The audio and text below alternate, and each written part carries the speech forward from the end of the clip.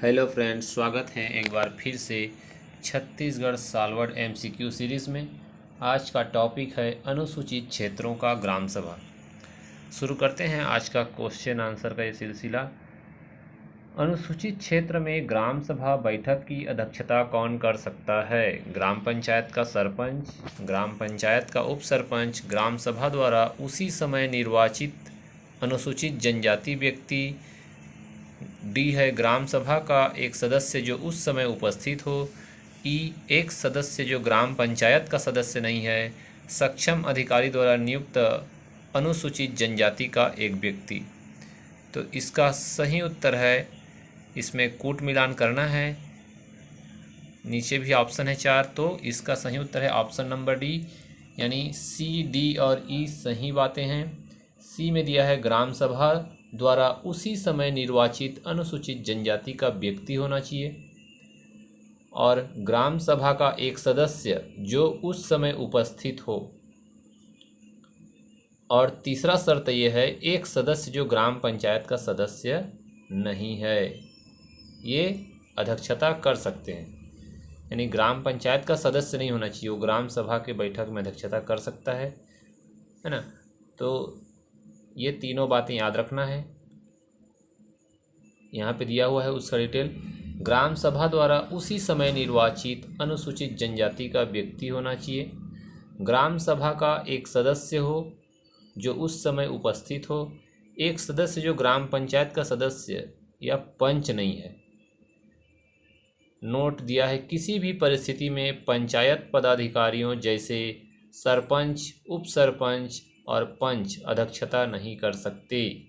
तो ये चीज़ याद रखना है, किसी भी परिस्थिति में सरपंच, उप सरपंच, पंच अध्यक्षता नहीं कर सकते, क्योंकि ये ग्राम पंचायत के पदाधिकारी हैं। तो ये अनुसूचित क्षेत्रों के लिए एक नियम है। दूसरा क्वेश्चन, अनुसूचित क्षेत्र में ग्राम सभा की बैठकों की अध्यक्षता कौन करता है? फिर से दिया है। तो अभी हम लोगों ने दिया सरपंच नहीं कर सकता, उप सरपंच नहीं कर सकता। ग्राम सभा के उपस्थित सदस्यों द्वारा निर्वाचित व्यक्ति, ऐसा व्यक्ति जो अनुसूचित जनजाति संवर्ग से हो, ऐसा व्यक्ति जो अनुसूचित जाति संवर्ग से हो, ऐसा व्यक्ति जो ग्राम पंचायत का सदस्य न हो, ऐसा व्यक्ति जो ग्राम पंचायत का सदस्य हो। तो ये ऑप्शन नहीं है। अब इन चारों में आपको छांटना है, तो कौन कौन सही लग रहा है आपको? अनुसूचित जनजाति का होना चाहिए, ग्राम सभा के उपस्थित सदस्यों द्वारा निर्वाचित व्यक्ति होना चाहिए, ऐसा व्यक्ति जो अनुसूचित जाति संवर्ग से हो।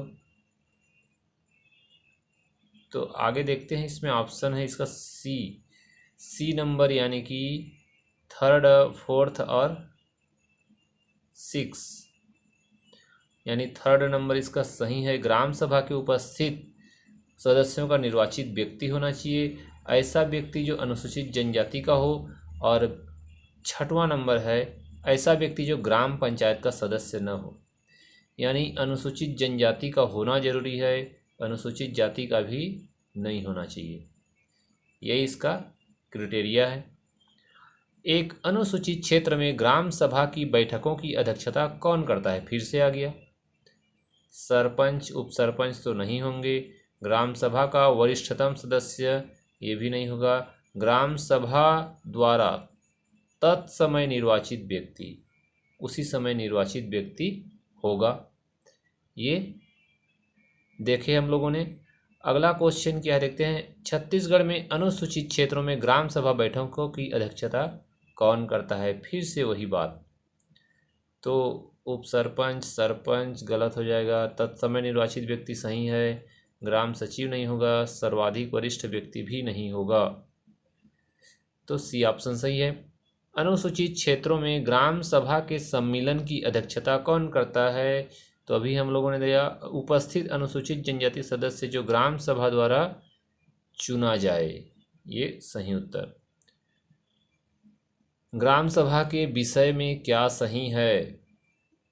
प्रत्येक ग्राम में एक ग्राम सभा होगी, प्रत्येक ग्राम में एकाधिक ग्राम सभाएं हो सकती है, ग्राम सभा की गणपूर्ति कुल सदस्यों के 1/3 से होती है, ग्राम सभा की गणपूर्ति कुल सदस्यों के 1/4 से होती है, ग्राम सभा की बैठकों की अध्यक्षता सरपंच करता है, और ग्राम सभा की बैठकों की अध्यक्षता सरपंच नहीं करता।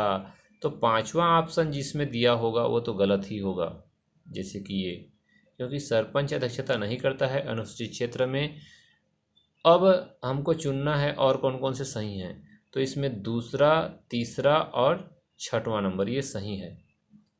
प्रत्येक ग्राम में एकाधिक ग्राम सभाएं हो सकती है, याद रखना है। ग्राम सभा की गणपूर्ति कुल सदस्यों के 1/3 से होती है और ग्राम सभा की बैठकों की अध्यक्षता सरपंच नहीं करता। तो बी उत्तर इसका सही है। प्रत्येक ग्राम में एकाधिक ग्राम सभाएं हो सकती हैं। ग्राम सभा की गणपूर्ति कुल सदस्यों के 1/3, जिसमें से 1/3 महिला सदस्य उपस्थित होना आवश्यक है। 1/3 सदस्य तो होंगे ही, और उसमें से 1/3 महिलाएं होनी चाहिए। ग्राम सभा की बैठकों की अध्यक्षता सरपंच नहीं करता, बल्कि ग्राम सभा द्वारा उसी समय निर्वाचित अनुसूचित जनजाति व्यक्ति द्वारा किया जाता है। एसटी ही होना चाहिए। संविधान का अनुच्छेद 244 किससे संबंधित है? तो संविधान का अनुच्छेद 244 संबंधित है अनुसूचित क्षेत्र और जनजातीय क्षेत्र का प्रशासन। याद रखना है, अनुसूचित जनजातीय क्षेत्र या अनुसूचित जनजातीय क्षेत्र का प्रशासन। अनुसूचित क्षेत्र में जिला पंचायत की शक्तियों के विषय में क्या सही है? जिला पंचायत की शक्तियों के विषय में बोला है, तो इसका उत्तर है, सभी आंसर सही है इसका। लघु जलाशयों की योजना बनाना, समस्त सामाजिक सेक्टरों पर नियंत्रण रखना, जनजातीय उप योजनाओं पर नियंत्रण रखना, राज्य सरकार द्वारा प्रदत्त कार्य, ये सभी ऑप्शन सही हैं। अनुसूचित क्षेत्रों के पंचायतों में आरक्षण के विषय में सही क्या है? आरक्षण जनसंख्या के अनुपात में दिया जाता है। अनुसूचित जनजातियों के लिए आरक्षण 50% से अधिक होता है। अनुसूचित जनजातियों के लिए आरक्षण 50% से कम नहीं होता। सरपंचों के समस्त स्थान अनुसूचित जनजातियों के लिए आरक्षित किए जाते हैं। जनपद एवं जिला पंचायतों में अध्यक्ष के आधे स्थान अनुसूचित जनजातियों के लिए आरक्षित किए जाते हैं। जनपद और जिला पंचायतों में अध्यक्ष के सभी स्थान अनुसूचित जनजातियों के लिए आरक्षित किए जाते हैं। ऑप्शन नंबर डी सही है, यानी कि 1, 3, 4 और 6। देखते हैं 1, 3, 4 और 6 में क्या दिया है।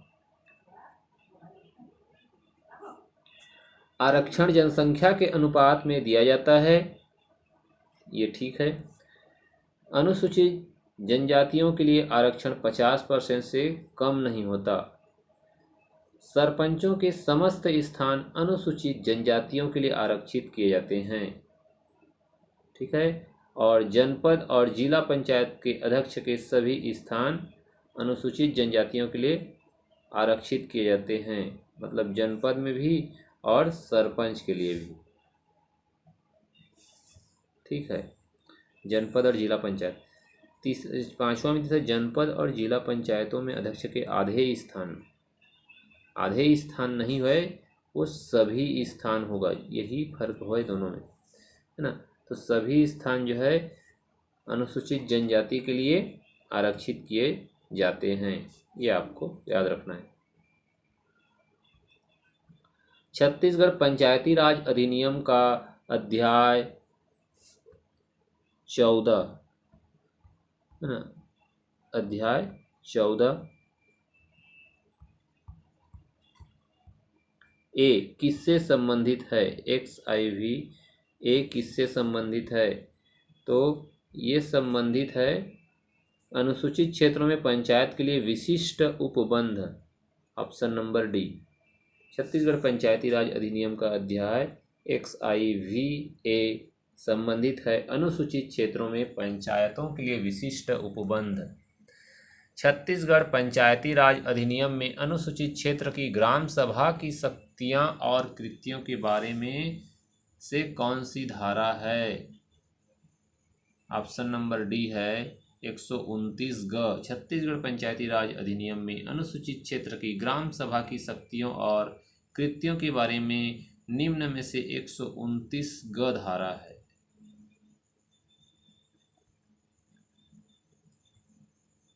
छत्तीसगढ़ पंचायती राज अधिनियम 1993 की धारा 129 ख के अनुसार ग्राम सभा की बैठकों की गणपूर्ति में महिलाओं का प्रतिशत कुल सदस्यों से कम कितना होता है? तो अभी हम लोगों ने पढ़ा था 1/3 हिस्सा होता है। ऑप्शन नंबर डी सही है। छत्तीसगढ़ में आदिवासी बहुल पंचायतों में हर 3 महीने में ग्राम सभा की कम से कम खाली स्थान बैठकें आयोजित की जानी चाहिए। तो हर 3 महीने में कम से कम एक बैठक होना जरूरी है। छत्तीसगढ़ में आदिवासी बहुल पंचायतों की ग्राम सभा की बैठकों की अध्यक्षता कौन करता है? सरपंच, उप सरपंच नहीं करेगा। अनुसूचित जनजाति का ही सदस्य होना चाहिए। ऑप्शन नंबर सी इसका सही उत्तर है। पंचायत अनुसूचित क्षेत्रों में विस्तार अधिनियम के प्रावधानों के तहत छत्तीसगढ़ राज्य विधानमंडल यह सुनिश्चित करेगा कि उचित स्तर पर पंचायतों और ग्राम सभा के पास खाली स्थान का स्वामित्व है। तो लघु वनोपज का स्वामित्व है। ठीक है। अनुसूचित क्षेत्रों में विस्तार अधिनियम के प्रावधानों के तहत छत्तीसगढ़ राज्य विधानमंडल यह सुनिश्चित करेगा कि उचित स्तर पर पंचायतों और ग्राम सभा के पास लघु वनोपज का स्वामित्व है। इस तरह से ये चैप्टर यहीं पे ख़त्म होता है। अगले वीडियो के लिए चैनल पर बने रहिए। धन्यवाद।